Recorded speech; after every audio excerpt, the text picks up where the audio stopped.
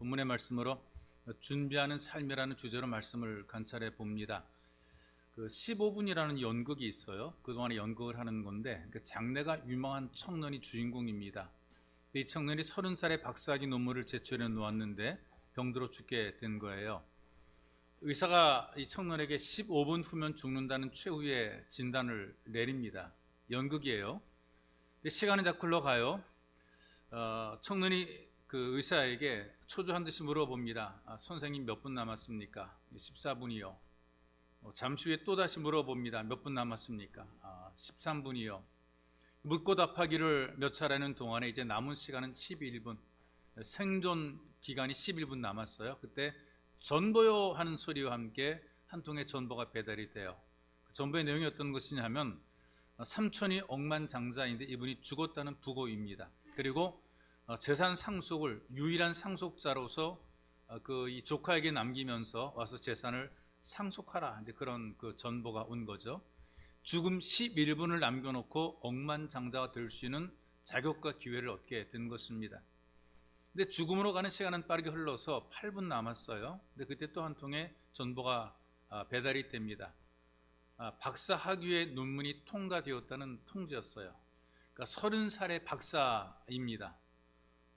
그러면서 시간이 흘러가지고 이제 4분 남았어요. 그때 또 한 통의 전보가 배달이 되는데 사랑하는 여인에게 청혼을 했어요. 근데 그녀에게 이 결혼을 승낙한다라는 결혼 승낙의 전보가 온 거죠. 청혼을 허락한다는 것입니다. 그런데 지금 수억의 재산 상속, 박사학위 통과, 결혼 승낙, 이 모든 것들이 이 사람에게 큰 위로가 되지 못합니다. 초조하고 두려운 마음으로 의사에게 몇 분 남았는지 물어봐요. 의사는 이제 1분 남았다 이렇게 얘기를 합니다. 그리고 무정한 시간은 잡아낼 수 없고 막을 수 없기 때문에 계속 흘러가고 1분이 지나자 이 청년은 결국 숨을 거두게 되는 것이죠. 이게 연극의 전부입니다. 30이라는 젊은 나이에 평생을 분투해도 얻기 힘든 박사학위를 얻게 되었어요. 생명을 잃어버리게 되니까 박사학위도 아무런 의미가 없더라고요. 그리고 그 좋은 억만장자의 상속권도 소용이 없는 게, 돈 많이 준다면 뭐합니까? 죽음에 이르게 되는데. 그리고 꿈과 부풀어 참 희망에 기대하던 결혼 승낙도 전부 다 휴지 조각이 되어버리고 만 것이죠. 그러니까 이런 그 연극을 보여준 것은 이런 것입니다. 사람들이 인생을 살면서 이렇게 허망하게 죽을 수 있다, 이렇게 그 사람들에게 도전을 주는 것인데, 그렇다면 생각해 봅시다. 불쌍하잖아요. 30살의 젊은 나이에 그 좋은 것들 다 갖지 못하고 누리지 못하고 죽었어. 얼마나 불쌍해. 이런 마음 드는 것이 보통 사람들의 생각인데, 그러나 30년, 40년을 더 살았다고 칩시다. 수십 년 사는 동안에 박사학위 누리고 살았고, 억만장자로서 평생 쓰고도 남을 돈 가지고 살았고, 자기가 원하던 결혼에서 행복하게 살았단 말이죠. 그런데 그럼에도 불구하고 결국은 다 잃어버리게 돼. 언젠가는 사람은 죽게 돼 있습니다. 뭐 잠시 동안은 행복하게 살 수 있겠지만, 그런데 결국은 다 놓고 가야만 되는 것이란 말이죠. 그러니까 죽음에 이르게 되면 다 잃어버리게 되고 놓는 것이란 말이에요. 그래서 이 죽음의 문제는 우리 스스로의 힘으로 해결할 수 없는 문제입니다. 그리고 이게 두려운 거죠. 사람이 해결할 수 있으면 안 두려운데 해결이 안 되니까 두렵습니다. 근데 바로 이 문제에 대해서 성경은 확실한 답을 주고 있는데, 예수 그리스도의 부활입니다. 예수님의 부활을 통해서 이 사람들로 하여금 두려움에 쌓여있던 죽음의 문제를 풀어버린, 해결한 사건이 된 것입니다. 죽음 이후를 보장받을 수 있고 보장하는 확실한 사건이 예수님의 부활의 사건이 첫 열매이기 때문에 누구든지 예수님을 통해서 예수 믿는 사람들은 다 똑같은 부활을 경험하고 누리게 된다는 얘기입니다. 이 부활이 사람들로 하여금 두려움 속에 있던 죽음의 문제를 극복하고 영생에 대한 희망과 기대를 가지게 만들어 놓은 겁니다. 그래서 이 예수님의 부활을 통해 사람들은 또 다른 기대를 가지고 예수를 믿게 된 겁니다. 빌립보서 1장 21절에 이렇게 얘기를 해요. 내가 사는 것이 그리스도니 죽는 것도 유익함이라. 어느 골빈 사람이 죽는 것을 유익하다고 말할 수가 있겠어요. 그런데 바울은 감옥에 있으면서 사는 것도 좋지만 그러나 죽는 것도 유익하다라고 얘기를 해요. 사람은 죽음을 절망이며 저주라고 얘기를 합니다. 허무라고 얘기를 한다는 말이죠. 그런데 예수 믿는 우리 예수 가족들에게는, 하나님의 자녀들에게는 이 다른 길로 가는 또 다른 세상이 열려지는 것입니다. 그러니까 배가 왔다가 떠나게 되는데, 떠나는 것이 아니라 떠나면 새로운 출발이 시작이 되는 것이란 말이에요. 죽음을 통해서 한 삶을 마무리하자면 또 다른 삶이 열려지게 되는 시작이 되는 거예요. 그래서 어떤 분은 이것을 이사란 표현을 씁니다. 인생의 이사라. 그래서 세상에서 천국으로 이사를 가는 곳이라 이렇게 얘기를 해요. 시한부 인생이란 말이 있잖아요. 시한부 인생. 여러분들이 시한부 하게 되면 떠오르는 게 뭐예요? 지금 병상에서 중병을 앓고 있는 사람, 얼마 안 남은 사람, 불치의 병에 걸려서 살 수 없다는 진단을 받고 병원에서 당신 치료 못하니까 집에서 맛있는 거 먹고 편하게 있으셔라고 그렇게 병원에서 손 뗀 사람, 큰 사고로 지금 중태에 빠져서 그 식물 인간 상태로 살아가는 바로 그런 사람, 병원에서 오늘 내일 좀 하면 숨을 몰아쉬는 그런 사람, 이런 사람들을 생각하면서 우리는 시한부 인생, 얼마 안 남았다 이렇게 생각을 한단 말이죠. 그런데 우리는 지금 여기서 이렇게 시한부 인생은 아니니까 다행스럽게 생각할 수가 있어요. 우리는 뭐 오늘 내일 당장 죽을 건 아니니까요. 근데 좀 더 깊게 생각해 보자고요. 이 땅에는 그 모든 사람, 그 어떤 사람도 이 죽음에서 예외되는 사람은 아무도 없습니다. 여러분들이 아무리 오래 살아도 결국 죽게 돼 있거든요. 그렇다면 길게 볼 때 우리 모두가 시한부 인생을 살고 있는 거예요. 10년이든 20년이든 얼마를 살지 모르겠지만 누구나 다 이 땅에 태어나는 순간부터 시한부 인생을 살고 있다는 말이죠. 의사로부터 몇 달밖에 살지 못한다라고 진단을 받은 사람만 시한부 인생 사는 것이 아니라 모든 인생들이 나름대로 각자 시한부 인생을 살고 있어요. 인생을 살아갈 때 이것이 갑자기 우리에게 다가오게 되는데요. 그 시간의 길이를 알려주는 그 의미를 알려주는 시계가 뭐냐? 모래시계가 있어요. 모래시계. 요즘에 그 사우나 같은 데 가보게 되면요, 그 사우나 안에 모래시계를 갖다 놔요. 그래서 이렇게 엎어놓게 되면 그 다 빠져나가는 한 5분 정도 걸리더라고요. 그 정도까지는 좀 안에 들어가서 참고 견디는 이제 그런 의미인 것 같은데, 모래시계가 조금씩 아래로 빠져나갑니다. 5분 정도 지나게 되면 위에 있던 그 모든 모래들이 전부 다 밑으로 다 빠져나가게 돼 있어요. 빠지고 나게 되면 어떤 상태인가? 텅 빈 상태, 위에는 텅 빈 상태가 되는 것이란 말이죠. 여러분들이 사용하는 그 휴대폰의 그 화면을 보게 되면 배터리의 충전 상태를 표시하는 그 그림이 나와요. 얼마큼 충전되어 있다는 거. 시간이 흐르면 한 칸씩 줄어갑니다. 칸이 없어지고 공란이 되게 되면 이 휴대폰이 갑자기 팍 꺼져 버리고 말아요. 작동이 안 되게 된단 말이죠. 이걸 통해 우리가 무엇을 보게 되느냐? 사람이 숨이 끊어지는 것도 비슷한 현상이거든요.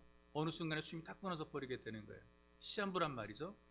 근데 이걸 의식하지 못하거나 자꾸 우리는 부인하거나 이걸 갖다가 안 들으려고 그러고 안 보려고 그런단 말이에요. 우리 한국 사람들의 특징이 죽음에 대해서 생각하거나 말하거나 이거 이야기하는 것에 대해서 굉장히 기분 나쁘다, 뭐 재수가 없다, 언급을 안 하려고 그런단 말이죠. 이게 어리석은 태도란 말이에요.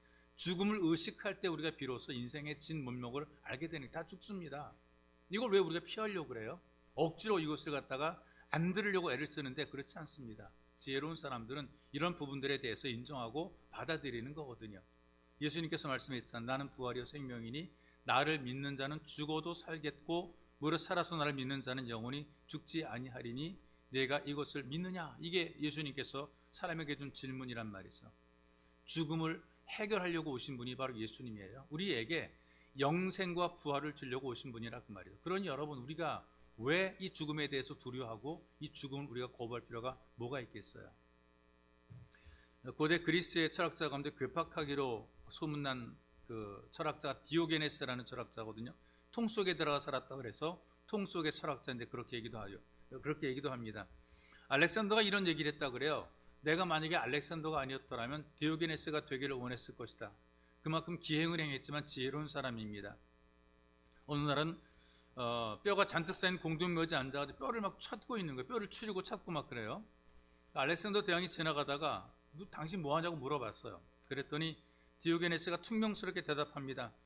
당신 아버지 뼈를 찾고 있는데 아무리 찾아봐도 도대체 어떤 게 당신 아버지 뼈인지를 알 수가 없어요.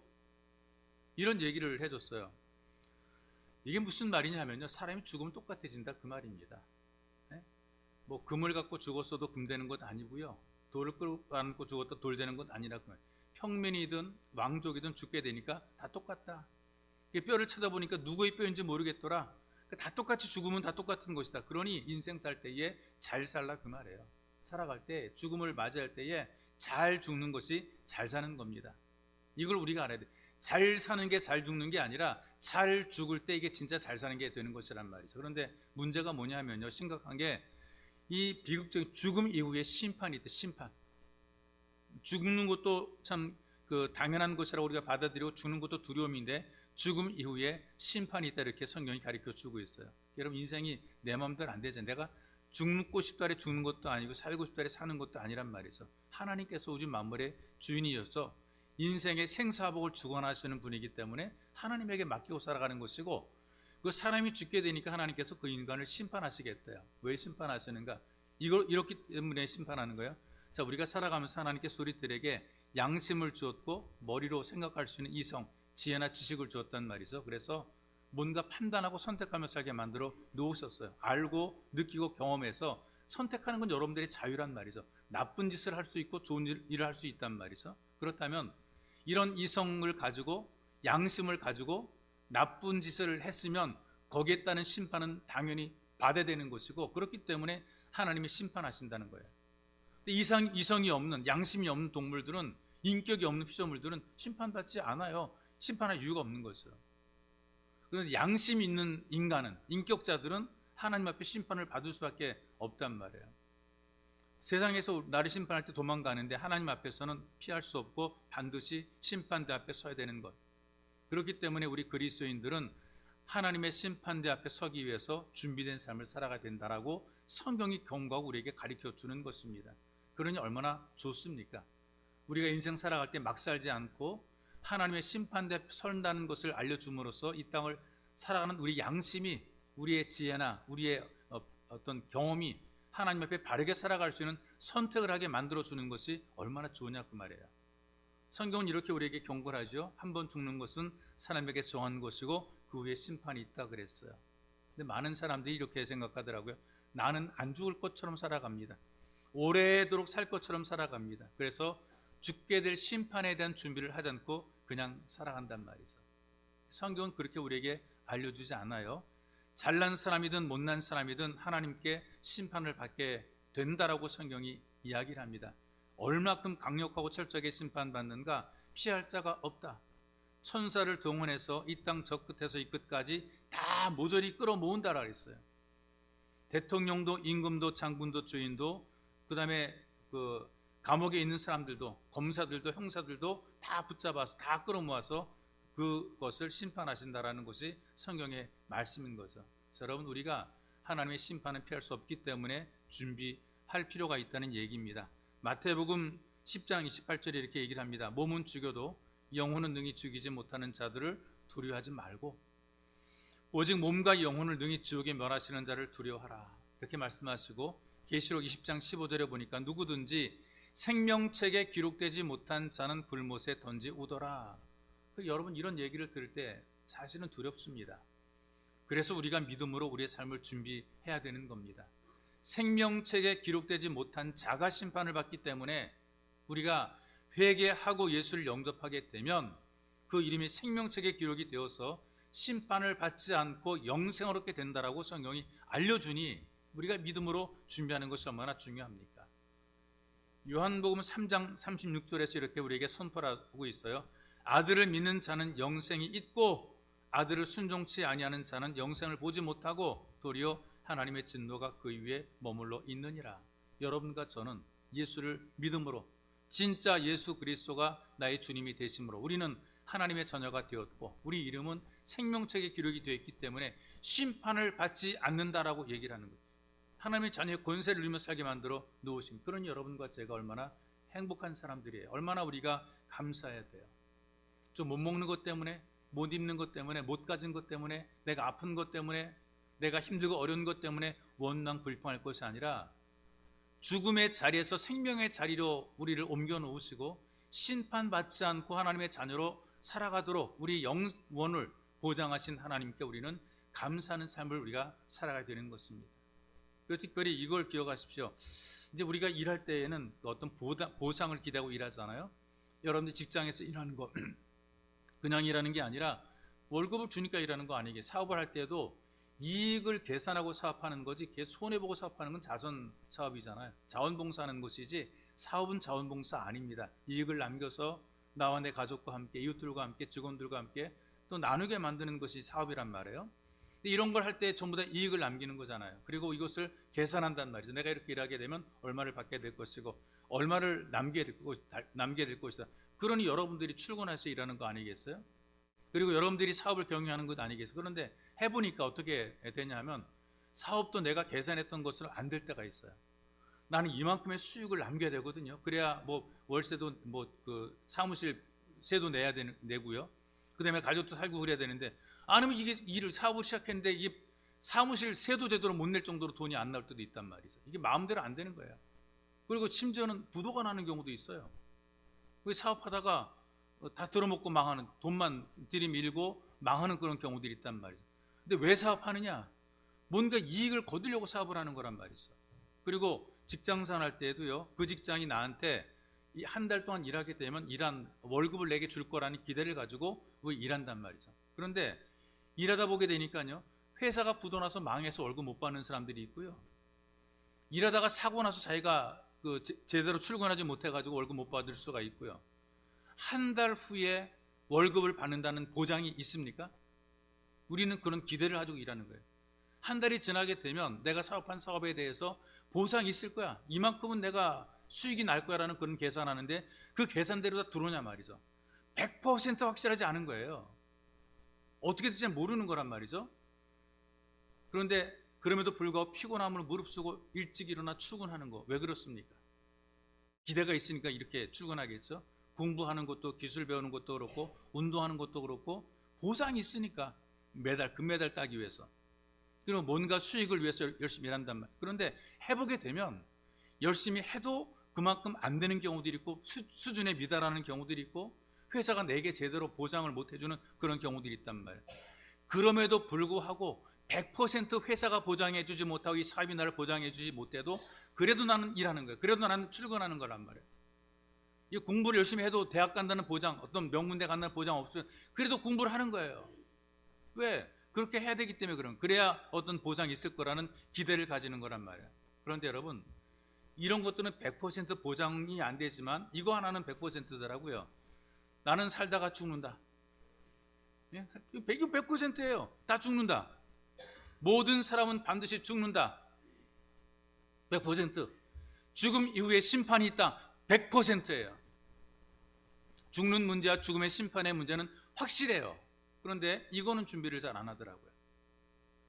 자기가 열심히 일하고 수고해서 월급 받을 것 100% 아님에도 열심히 일하고 준비하잖아요. 공부하는 것도 그렇고요, 사업도 마찬가지인데, 근데 자기가 죽는다는 건 100%인데도 이건 준비 잘 안 하는 거예요. 죽은 다음에 심판이 있다라는 거 100% 준비를 잘 안 하는 거란 말이죠. 이거 우리가 정신을 차리고 준비할 거를 준비를 해야 돼. 100%짜리 확실한 건 우리가 준비를 해야 되는 거란 말이에요.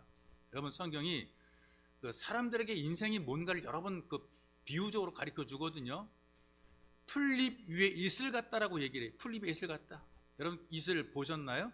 풀잎에 똑 떨어져 가지고 어느 순간에 또르륵 불어 떨어지는 것도 있고, 해가 뜨게 되면 사라져 버리는 거란 말이죠. 아슬아슬하게 붙어 있다가 또르륵 불러 떨어지는, 봤어요.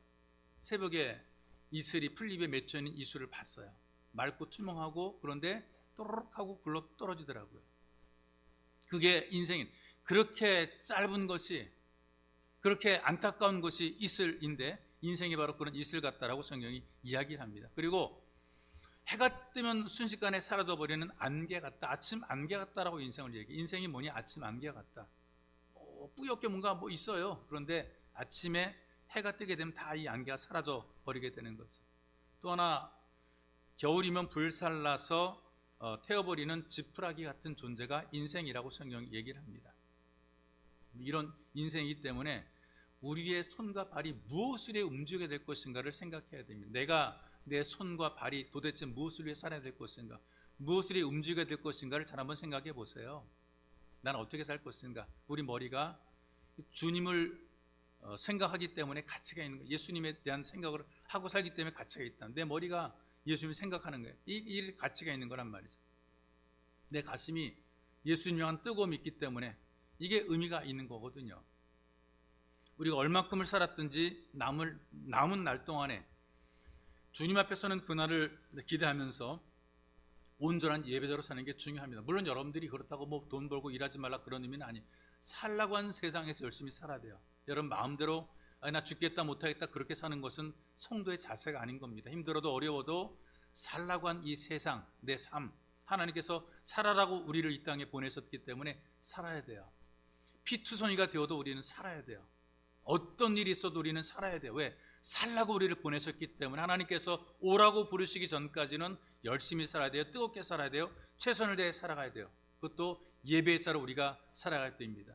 이렇게 살아가다 보게 되면 영광 중에 예수님께서 오실 때에 부활과 함께 주님 우편에 서게 되는 것입니다. 주님과 함께 거하게 되는 것입니다. 그리고 주님이 오지 않더라도 내가 가서 주를 만나게 되는 거죠. 바로 이것이 영원한 예배자의 삶이 되는 것이고, 이것을 준비하라고 성경은 계속 우리들에게 경고하고 경고하는 것입니다. 여러분, 이 땅에 살면서 주의 말씀을 들으면서 우리의 미래를 준비합시다.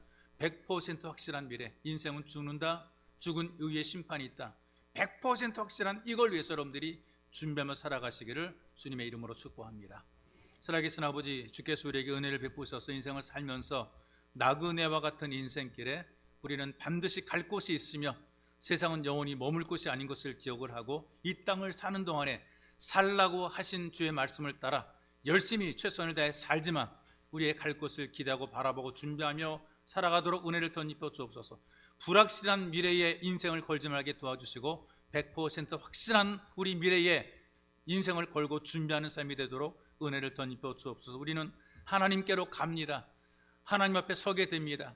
하나님의 사람으로 다시 한번 우리가 부활하게 됩니다. 이런 믿음들을 가지고 삶을 담대하게 살게 하시고 담대하게 맞이할 수 있도록 은혜를 덧입혀 주옵소서. 특별히 주님, 여기까지 살게 하신 하나님 감사를 드립니다. 그리고 앞으로 살아갈 날들을 예배해 놓으시고 우리 일터와 일금도 준비해 놓으시고 우리 할 일을 예배해 놓으셔서 하나님 감사를 드립니다. 사명 다할 때까지 최선을 다해서 삶의 자리, 믿음의 자리를 지키고 특별히 예배자로서 최선을 다하며 하나님의 기쁨 되어 살아가도록 은혜를 덧입혀 주옵소서. 보배로우신 예수님의 이름으로 기도하옵나이다. 아멘.